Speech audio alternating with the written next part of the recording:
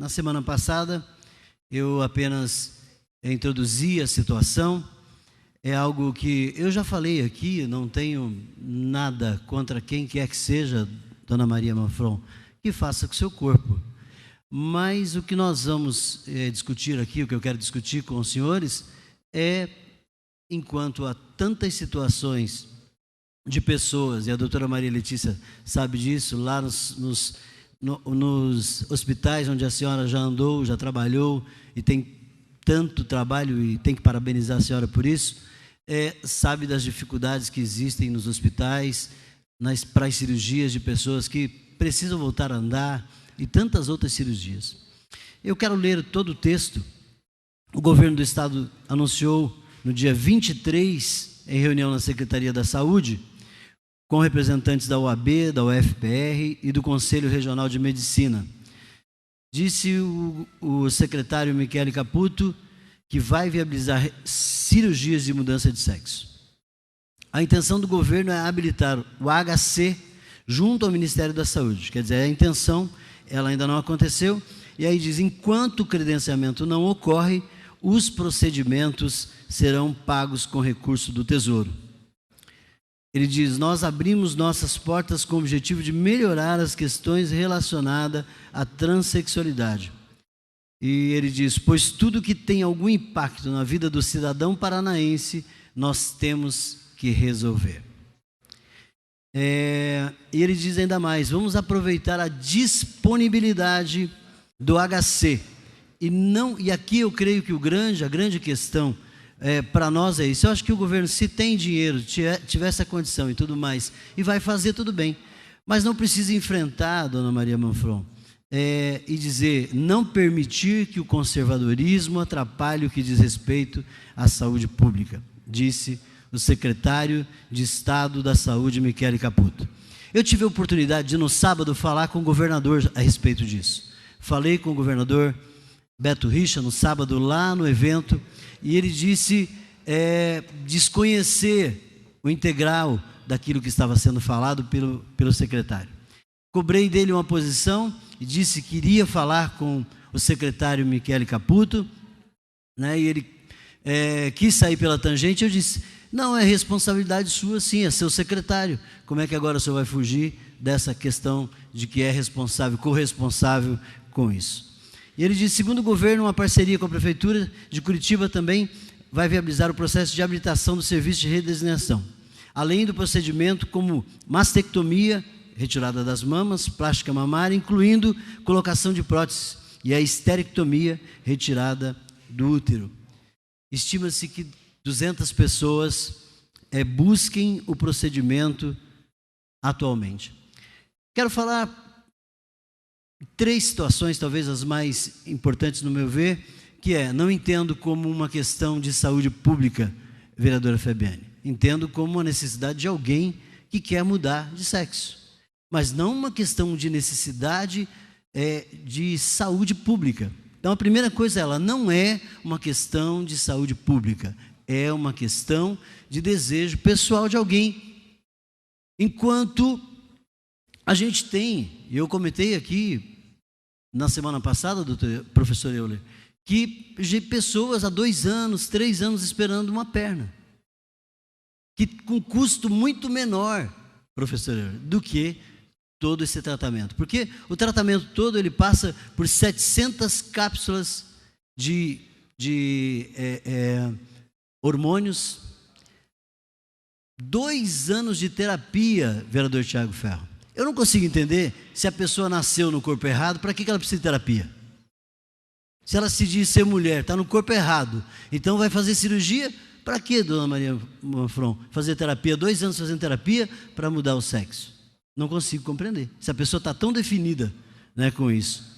Então, uma delas é a questão de que não é um problema, uma questão de saúde pública, é uma questão da necessidade que a pessoa acha interessante fazer. Uma parte, por favor, vereador. Já te dou uma parte, lhe dou uma parte, vereadora. Então, a segunda questão que eu entendo é a questão do confronto com quem o secretário chama de conservadorismo.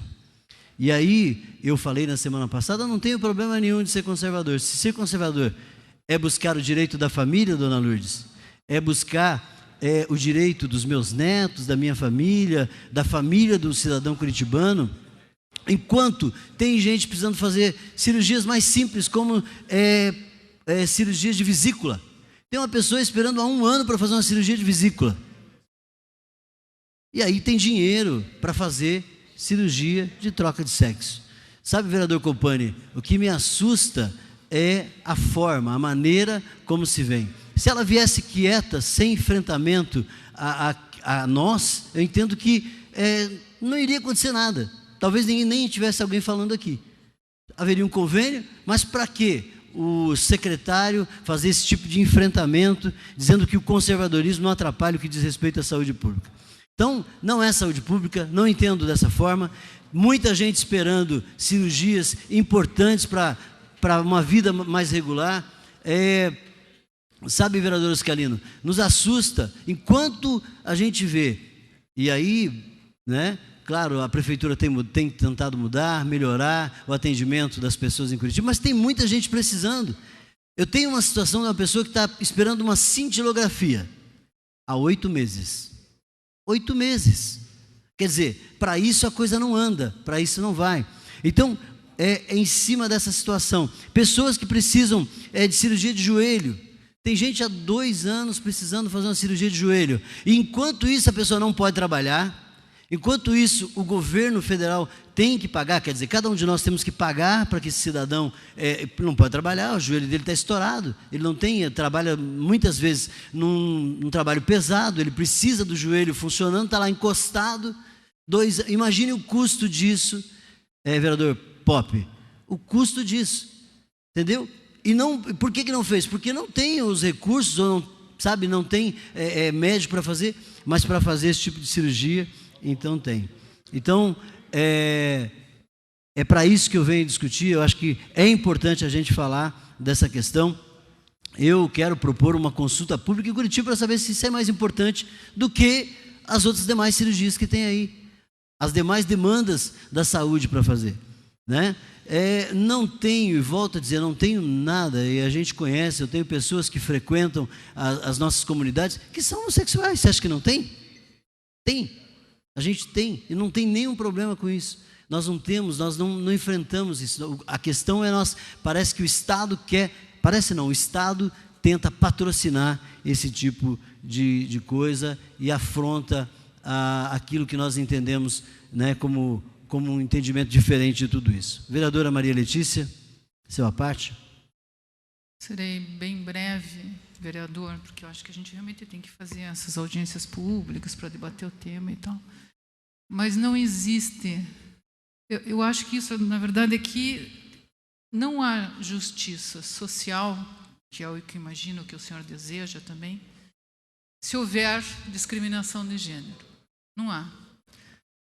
A questão não é o debate sobre ser problema de saúde pública ou não ser problema de saúde pública. Nós podemos ajudar aqui, por exemplo, nas questões muito na ponta, nos hospitais de Curitiba, nas unidades de saúde, com as nossas emendas, favorecendo, por exemplo, equipamentos que têm baixo custo, que vão certamente encurtar as filas. Mas eu estou falando de justiça social quando eu falo na questão de respeito à diversidade, na questão de gênero. Uma parte, vereador. Então, eu acho que o debate vai muito mais além do que uma visão de um mundo que, queira ou não, mudou.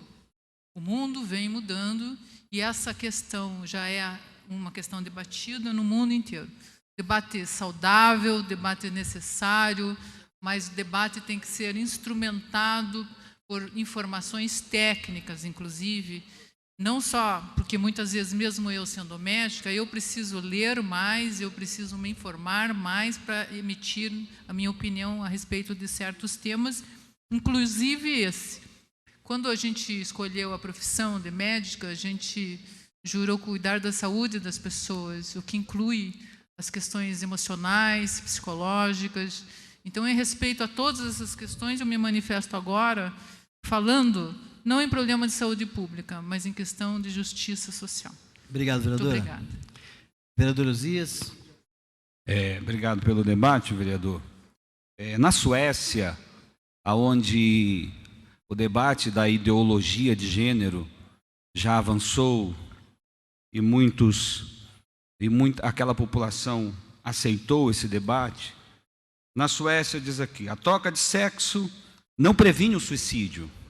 Uma das correntes em defesa da troca de sexo é que muitos homossexuais cometem um suicídio por conta de não terem feito a cirurgia, por conta de não serem atendidos. Inclusive, eu vi uma rádio falando a respeito disso. Eu estava em São Paulo e um coordenador de uma casa que acolhe homossexuais que foram desprezados pela família, foram expulsos de casa, e ele falava e indagava como é que pode o sistema de saúde atender a mulher grávida desde do pré-natal, desde a sua primeira semana.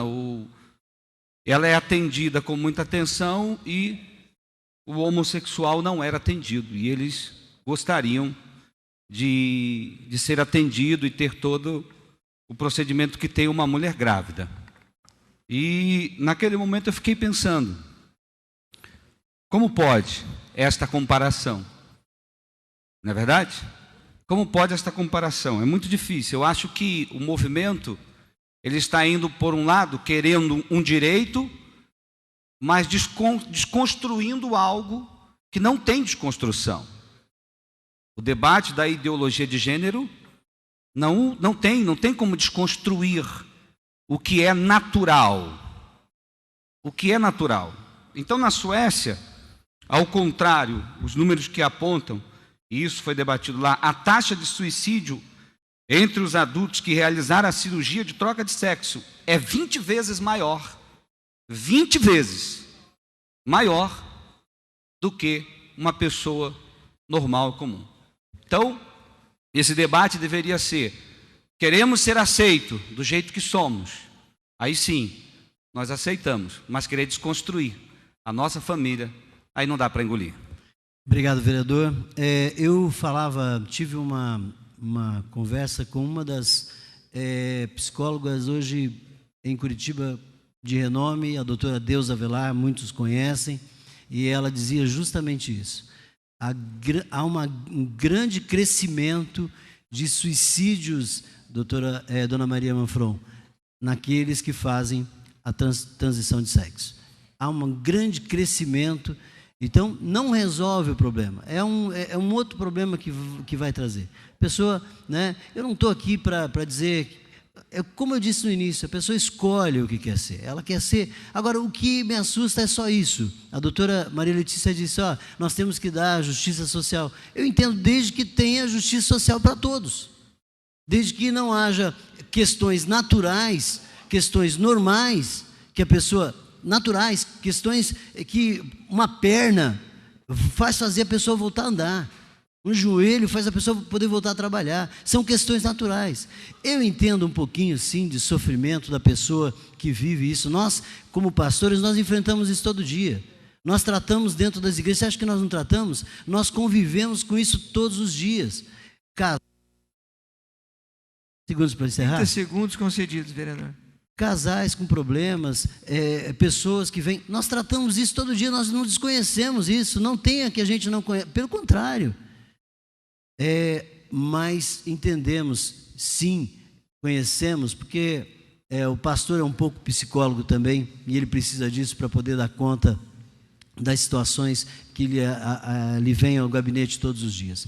Mas somente para conhecimento dos senhores, né, e dizer que nós estamos aí. Grande abraço, obrigado.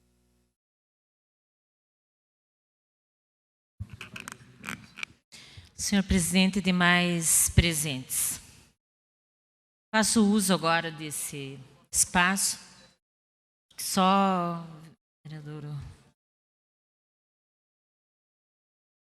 faço uso desse espaço até porque, como bióloga, professora de biologia que sou, eu acredito que a gente tem que buscar ao máximo, né, trazer a propriedade técnica, né, em qualquer conceito, enfim, que nós vamos tratar. E eu vejo que, às vezes, se faz uma certa confusão em algumas coisas. Então, eu acredito que a gente precisa definir bem algumas coisas, conceituar, né, de forma técnica e científica, até para que a gente possa, a partir disso, fazer um debate mais de concepção, enfim, de pensamento diferenciado, para que a gente não cometa equívocos em algumas coisas, né? Uma questão é o conceito biológico de sexo, né? Então, biologicamente, né, nós temos as pessoas que nascem, né, e que têm, né, seus genitais masculinos. Temos aquelas pessoas que têm seus genitais que biologicamente, né, são femininos. E biologicamente também nós temos os hermafroditas, né, que às vezes têm, com variações que podem existir, né, mas que podem ter, né, externamente um genital feminino, por exemplo, que aparentemente é feminino, porque a gente sabe que há variações, a natureza não é exata, né? E que pode nascer com testículos também, né? Ou vice-versa. Isso nós chamamos de hermafroditas. Então, biologicamente, nós temos também, né, esse tipo de variação que acontece na natureza, né? Não só com os seres humanos, mas com outros animais também, né? Então, o hermafroditismo também é uma questão biológica, né? E, como eu disse, pode haver maiores variações. Às vezes, geneticamente, as estruturas não são bem definidas também, e há uma certa dúvida, inclusive, externamente, identificar, né, se aquela criança que nasceu é um menino ou é uma menina. Então, na biologia, né, também não há essa definição. As pessoas não nascem biologicamente somente, né, do sexo masculino ou do sexo feminino. Também há a situação dos hermafroditas, que aí, obviamente, tem que se fazer um acompanhamento para que essa pessoa né, possa se identificar mesmo enquanto a questão de gênero, né? Gênero é uma questão que é construída socialmente, né? E aí é que existe, digamos, as divergências em relação a concepções que as pessoas têm todo o direito de expressar e de se colocar, né? Seja por concepção religiosa, enfim, ou enfim. É o pensamento que cada um tem o direito a expressar. Mas o que são as pessoas transgêneras, né? São aquelas que não se identificam com o gênero associado ao seu sexo de nascimento. Então, nasceu biologicamente, né, com a genitália masculina, mas não se identifica como homem, né? Ou vice-versa.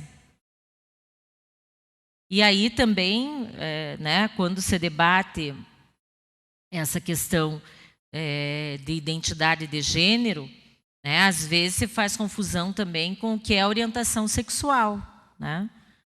Então, alguém pode ter a identidade de gênero feminina, né, mas sentir atração sexual por mulheres, né, ou por homens e mulheres. Isso faz parte, né, da questão de cada pessoa, né? E as pessoas não escolhem isso, elas nascem dessa forma, né? Não é um dia a pessoa dizer, hoje eu resolvi que eu... Vereadora, 30 segundos, por gentileza. Hoje eu decidi que eu vou ser gay, né?